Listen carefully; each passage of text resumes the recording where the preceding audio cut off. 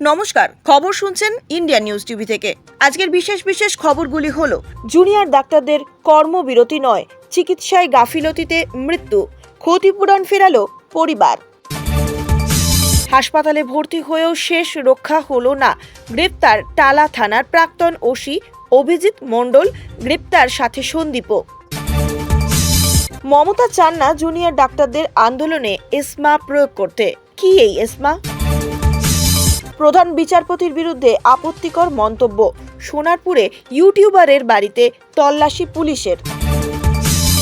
অপরদিকে আবহাওয়ার খবরে আমরা দেখে নেব, শক্তি ক্ষয় করে পশ্চিমের দিকে এগোচ্ছে নিম্নচাপ।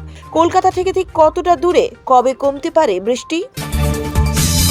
এবারে আসছি বিস্তারিত খবরে। তার আগে আপনাদের সকলকে অনুরোধ করব, আমাদের চ্যানেলটি অবশ্যই সাবস্ক্রাইব করুন নিত্য নতুন খবর রোজ আপডেট পেতে। সাথে বেল আইকনটি প্রেস করে আমাদের সঙ্গে থাকবেন। জুনিয়র ডাক্তারদের কর্মবিরতি নয়, চিকিৎসায় গাফিলতিতে মৃত্যু, ক্ষতিপূরণ ফেরালো পরিবার। জুনিয়র ডাক্তারদের কর্মবিরতির ফলে রাজ্যে 29 জনের মৃত্যু হয়েছে বলে দাবি করে তাদের পরিবারের জন্য ক্ষতিপূরণ ঘোষণা করেছেন মুখ্যমন্ত্রী মমতা বন্দ্যোপাধ্যায়। ওদিকে সরকারের প্রকাশিত তালিকাকে ভিত্তিহীন বলে দাবি করেছেন চিকিৎসকেরা। আর সেই তালিকায় থাকা প্রথম নামের পরিবারই প্রশ্নের মুখে ফেলে দিল সরকারকে। শিবম শর্মা নামে বালুরঘাটের বাসিন্দা ওই শিশুর পরিবার জানিয়েছে, জুনিয়র ডাক্তারদের আন্দোলনের সঙ্গে তাদের বাড়ির ছেলের মৃত্যুর কোনো সম্পর্ক নেই। শিবমের মৃত্যু হয়েছে চিকিৎসার গাফিলতিতে। সেই গাফিলতি ঢাকতেই পরিকল্পনা মাফিক তালিকায় নাম ঢুকিয়েছে প্রশাসন। এমনকি মুখ্যমন্ত্রীর ঘোষণা করা 2 লক্ষ টাকা ক্ষতিপূরণ নেবে না বলে জানিয়ে দিয়েছে শিশুটির পরিবার। শনিবার এক সাংবাদিক বৈঠকে বালুরঘাটের শিশুর নামে ক্ষতিপূরণ প্রাপকদের তালিকা দেখে প্রশ্ন তুলেছিলেন স্থানীয় সাংসদ তথা কেন্দ্রীয় শিক্ষা প্রতিমন্ত্রী সুকান্ত মজুমদার। তিনি প্রশ্ন করেন, আমার জেলায় কোনো মেডিকেল কলেজ নেই, তাহলে জুনিয়র ডাক্তারদের কর্মবিরতির জন্য সেখানে কারোর মৃত্যু হতে পারে কি করে? সুকান্ত বাবুর সাংবাদিক বৈঠকের পরেই মুখ খোলে শিবম শর্মার পরিবার। নিহতের পরিবারের তরফে জানানো হয়, গত 12ই আগস্ট বালুরঘাটে রঘুনাথপুর এলাকায় পথ দুর্ঘটনার শিকার হয় 3য় শ্রেণীর ছাত্র শিবম শর্মা। সঙ্গে সঙ্গে তাকে বালুরঘাট হাসপাতালে নিয়ে যাওয়া হয়। অভিযোগ, প্রায় 1 ঘন্টা পরেও তাকে কোনো চিকিৎসক দেখতে আসেননি। বিনা চিকিৎসায় মৃত্যু হয় শিবমের। শিবমের আত্মীয় পবিত্র সূত্রধর বলেন, শিবমকে হাসপাতালে ভর্তি করার কয়েক ঘন্টা পরে চিকিৎসক সেখানে পৌঁছন। চিকিৎসায় গাফিলতিতে শিশুটির মৃত্যু হয়েছে। পুলিশ আমাদের এফআইআর পর্যন্ত জমা নেয়নি। হঠাৎ দেখি টাকা দিয়ে মুখ বন্ধ করার চেষ্টা চলছে। নিহত শিশুর দিদি রিঙ্কি শর্মা বলেন, বালুরঘাটে কোনো মেডিকেল কলেজই নেই, জুনিয়র ডাক্তার থাকবে কি করে? জুনিয়র ডাক্তারদের আন্দোলনের সঙ্গে আমার ভাইয়ের মৃত্যুর কোনো সম্পর্ক নেই। আমরা দোষী চিকিৎসকের শাস্তি চাই, কিন্তু পুলিশ অভিযোগ নিচ্ছেন না। হাসপাতালে ভর্তি হয়েও শেষ রক্ষা হলো না, গ্রেপ্তার টালা থানার প্রাক্তন ওসি অভিজিৎ মণ্ডল, গ্রেপ্তার সন্দীপও। গত 5ই সেপ্টেম্বর অনেক কাঠখড় পুড়িয়েও কলকাতার একটি বেসরকারি হাসপাতালে বুকে ব্যথার উপসর্গ নিয়ে ভর্তি হন অভিজিৎ বাবু। তার আগে অন্তত হাফ ডজন হাসপাতালে ঘুরলেও চিকিৎসকেরা তাকে ভর্তি নেয়নি।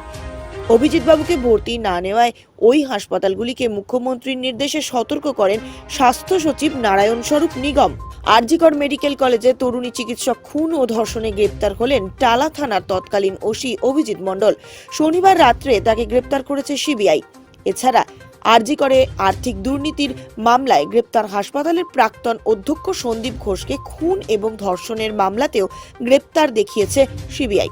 কেন্দ্রীয় তদন্তকারী সংস্থার সূত্রে তেমনটাই খবর পাওয়া গেছে। সিবিআই সূত্রে খবর, শনিবার দুপুরে সিজিও কমপ্লেক্সে যান অভিজিৎ বাবু। জিজ্ঞাসাবাদে অসঙ্গতি ধরা পড়ায় তাকে সিবিআই গ্রেপ্তার করে বলে জানা গিয়েছে। টালা থানার ওসি অভিজিৎ মণ্ডলের বিরুদ্ধে তথ্য প্রমাণ লোপাটেরও অভিযোগ রয়েছে। এই ঘটনার পর অভিযোগ দায়ের থেকে ময়না তদন্ত একাধিক ক্ষেত্রে অভিযোগ রয়েছে তার বিরুদ্ধে। এমনকি সুপ্রিম কোর্টে তার বিরুদ্ধে আস্ত এফআইআর গায়েব করে দেওয়ার অভিযোগ তুলেছেন আইনজীবী ফিরোজ এডুলজি। গত 5ই সেপ্টেম্বর অনেক কাঠখড় পুড়িয়ে কলকাতার একটি বেসরকারি হাসপাতালে বুকে ব্যথার উপসর্গ নিয়ে ভর্তি হন এই অভিজিৎ বাবু। তার আগে অন্তত হাফ ডজন হাসপাতালে ঘুরলেও চিকিৎসকেরা তাকে ভর্তি নেননি। অভিজিৎ বাবুকে ভর্তি না নেওয়ায় ওই হাসপাতালগুলিকে মুখ্যমন্ত্রীর নির্দেশে সতর্ক করেন স্বাস্থ্য সচিব নারায়ণ স্বরূপ নিগম। সেই অভিজিৎ মণ্ডলকে অবশেষে গ্রেপ্তার করল সিবিআই। এছাড়া আরজিকর মেডিকেল কলেজের দুর্নীতির মামলায় গ্রেপ্তার সন্দীপ ঘোষকে খুন এবং ধর্ষণের মামলাতেও খাতায় কলমে গ্রেপ্তার করেছে সিবিআই। আদালতের নির্দেশে বর্তমানে প্রেসিডেন্সি জেলে রয়েছেন সন্দীপ বাবু। তথ্য প্রমাণ লোপাটে তার ভূমিকা রয়েছে বলে দাবি সিবিআই এর। মমতা চান না জুনিয়র ডাক্তারদের আন্দোলনে এজমা প্রয়োগ করতে। এই এজমা কি হয় এটা জারি করলে? জানা আছে কারোর? আরজিকর কাণ্ডের প্রেক্ষিতে জুনিয়র ডাক্তারদের কর্মবিরতি এখনো চলছে। প্রথমে নবান্ন, আর শনিবার কালীঘাটে মুখ্যমন্ত্রী মমতা বন্দ্যোপাধ্যায়ের বাসভবনের বৈঠকে ভেস্তে যাওয়ার পর স্বাভাবিকভাবেই নানান মহলে প্রশ্ন উঠেছে, কবে কাটবে এই অচল অবস্থা? দুই পক্ষই অবশ্য এখনো আলোচনার মাধ্যমে সমস্যা সমাধানের পথ খুঁজতে সচেষ্ট। জুনিয়র ডাক্তারদের সঙ্গে বরাবরই আলোচনার মাধ্যমে সমাধান সূত্র বের করার পক্ষপাতী মুখ্যমন্ত্রী। আগেও একাধিকবার, এমনকি শনিবার দুপুরে স্বাস্থ্য ভবনের সামনে জুনিয়র ডাক্তারদের ধর্নাস্থলে উপস্থিত হয়েও মুখ্যমন্ত্রী বারবার বলেছেন তিনি ডাক্তারদের বিরুদ্ধে কোনো শাস্তিমূলক ব্যবস্থা নেবেন না। সেই সূত্রেই তার মুখেও উঠে এসেছে এজমা আইনের প্রসঙ্গ। অন্য রাজ্যের উদাহরণ টেনে তিনি জানিয়েছেন এ রাজ্যে ডাক্তারদের বিরুদ্ধে এমন কোনো আইন প্রয়োগ করতে চায় না রাজ্য সরকার। কিন্তু কি এই এজমা? কোন কোন ক্ষেত্রে কোন পরিপ্রেক্ষিতে প্রয়োগ করা হয় এই আইন? এক কথায় এজমা হলো এসেনশিয়াল সার্ভিস মেইনটেনেন্স অ্যাক্ট। মূলত চিকিৎসা, পরিবহন, বিদ্যুৎ ইত্যাদি সরবরাহের মতন জরুরি পরিষেবাগুলি ভেঙে পড়ার সম্ভাবনা দেখা দিলে বা বিপর্যস্ত হয়ে উঠলে সেই পরিস্থিতিতে মোকাবিলায় কর্মবিরতি, ধর্মঘট নিষিদ্ধ ঘোষণা করা হয়।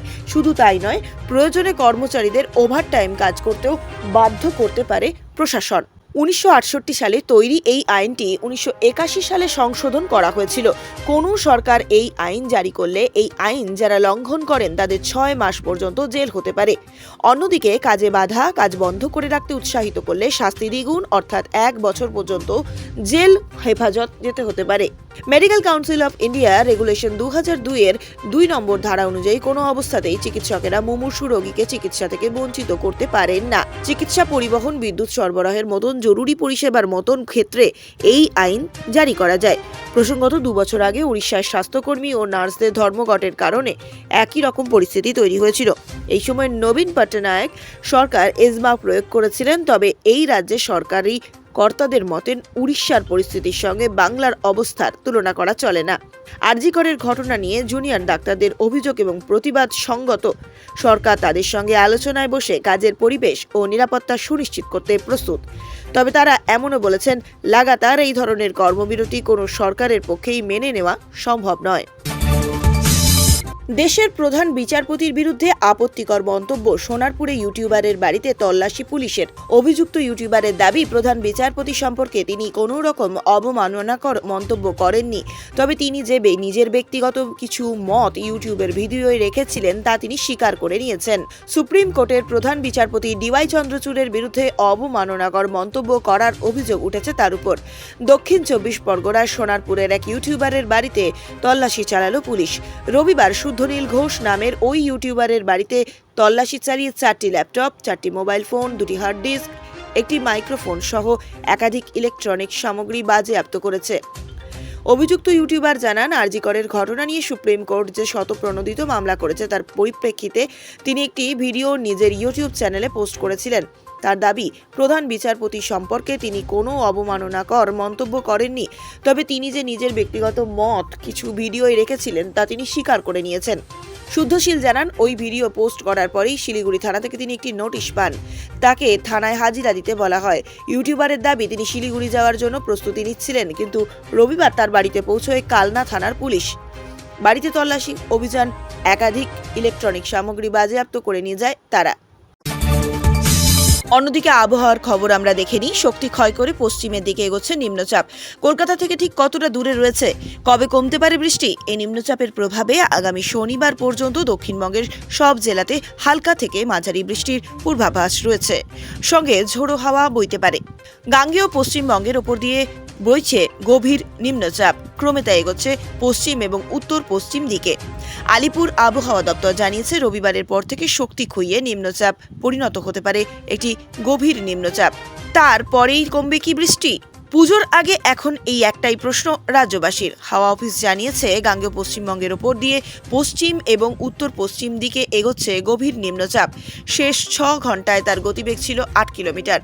হাওয়া অফিসের প্রকাশিত শেষ বুলেটিনে জানা গিয়েছে, এই গভীর নিম্নচাপ কলকাতা থেকে 90 কিলোমিটার পশ্চিম এবং উত্তর পশ্চিমে রয়েছে।